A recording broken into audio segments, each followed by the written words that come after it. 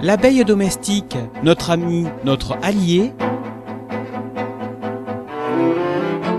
Une série documentaire réalisée et présentée par Aurélien Haussé.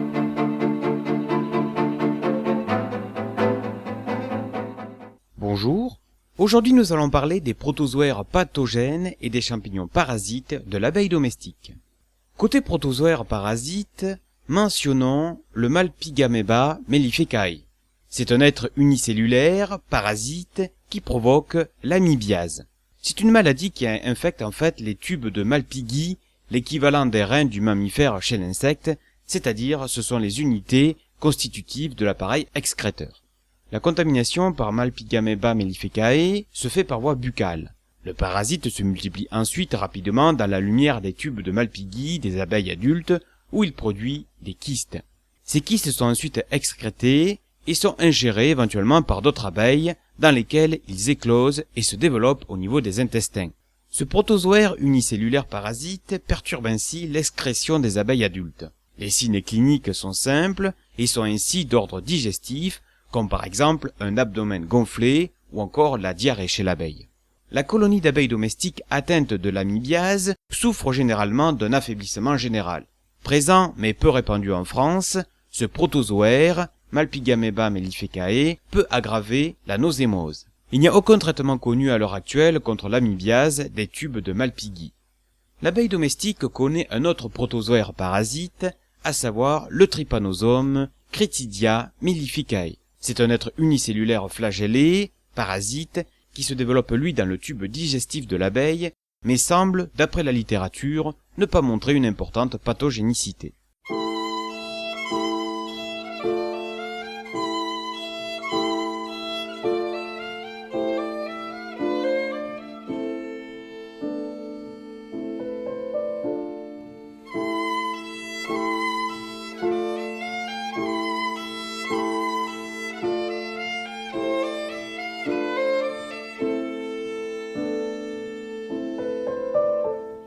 Chez l'abeille domestique, du côté des champignons pathogènes, se démarquent les champignons du genre Nosema.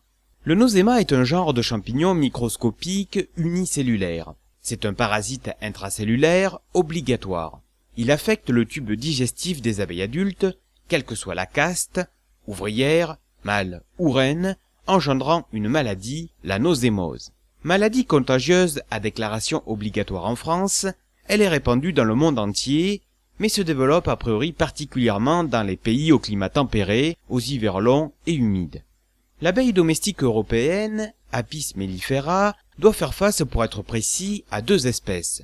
Le Nosema apis, connu et identifié depuis plus d'un siècle maintenant, et puis Nosema serranae, originaire d'Asie, qui a pour hôte naturel Apis serrana, et dont l'apparition au sein des populations d'Apis mellifera en Europe et en Amérique est toute récente.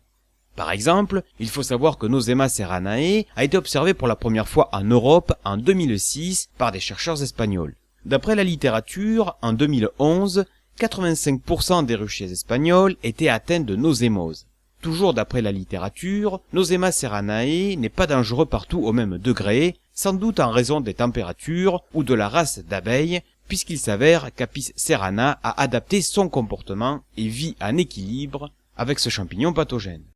Le champignon parasite se multiplie dans les cellules de la paroi du tube digestif, entre le jabot et le rectum, au niveau de l'intestin moyen. Les symptômes sont tout simplement une dégradation de l'épithélium intestinal, ce qui se traduit par des diarrhées aiguës et brunes dans le cas de Nosema apis, une réduction de la longévité et des perturbations de l'activité de vol. Les abeilles sont incapables de voler, sont rampantes et sautillantes. Les spores de ces protozoaires perturbent aussi la digestion. La reine peut être carencée par une gelée royale de mauvaise qualité, pondre moins d'œufs, devenir stérile ou tout simplement mourir.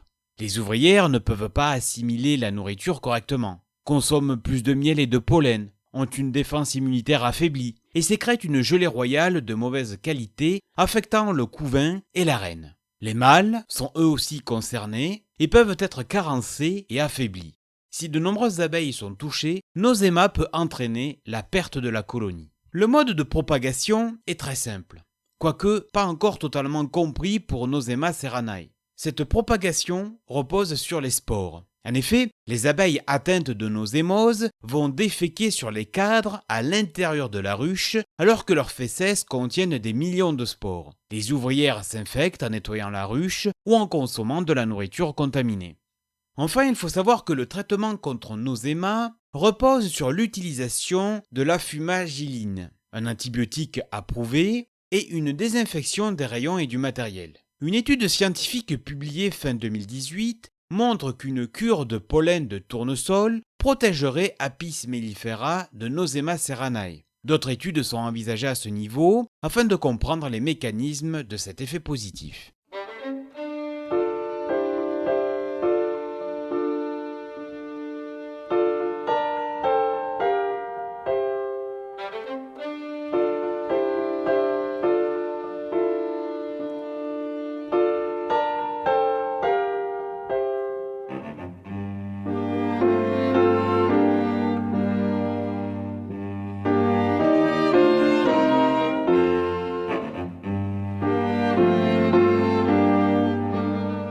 Si l'abeille au stade adulte peut être infestée par noséma comme nous venons de le voir, l'abeille au stade larvaire peut être infestée par 2 champignons pathogènes qui peuvent se développer dans la ruche à basse température et sous une forte humidité.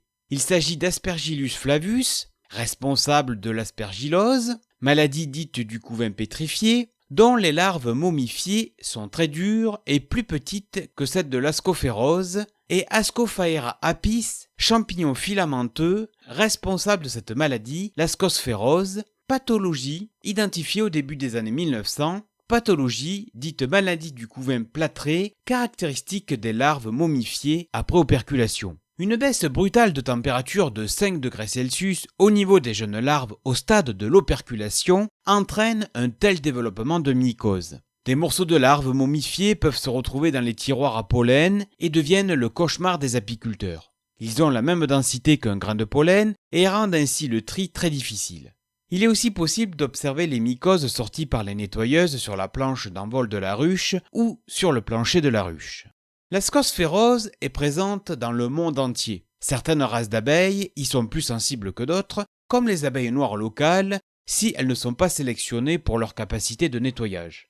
Ce champignon est réputé pour parasiter uniquement les larves de l'abeille européenne Apis mellifera, de l'abeille asiatique Apis cerana et une abeille sauvage, l'abeille charpentière Xylocopa californica.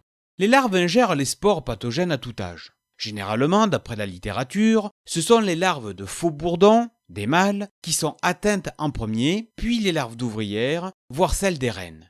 Les spores se développent dans le tube digestif des larves et forment un mycélium qui traverse d'abord la paroi intestinale, puis envahit tous les tissus de l'insecte en formation et passe finalement à travers la cuticule. Le couvain plâtré et le couvain pétrifié sont 2 pathologies qui n'altèrent pas la vitalité de la colonie, ce qui est positif dans le sens où les médicaments ne donnent pas de résultats satisfaisants. Cependant, Ascophaera apis peut entraîner d'importantes pertes de larves, ce qui impacte forcément à un moment donné le développement de la colonie concernée. Le couvain atteint est parsemé de trous, parfois à hauteur de 50%. La cause en est une sensibilité génétique prononcée, une erreur de pratique apicole, voire même un stress suite à une intoxication de pesticides. Toutefois, il est vrai que l'abeille dispose elle-même de moyens de défense contre la maladie, à savoir un système immunitaire inné capable d'exprimer les substances antimicrobiennes. De plus, elle utilise la propolis, intervenant dans les mécanismes de défense collective. Enfin, il faut savoir que l'abeille pratique un genre d'automédication face à de telles infections. Les professionnels le mentionnent souvent. Le changement de la reine d'une ruche qui développe des pathologies reste la meilleure des pratiques apicoles. En effet, il s'avère que la présence d'une jeune reine, si possible issue d'un élevage pratiquant la sélection, maintient toujours une population plus importante et moins sensible aux maladies comme celle du couvain. Enfin, il faut savoir que l'ascosphéros est classée maladie de 3e catégorie et n'est donc pas soumise à déclaration.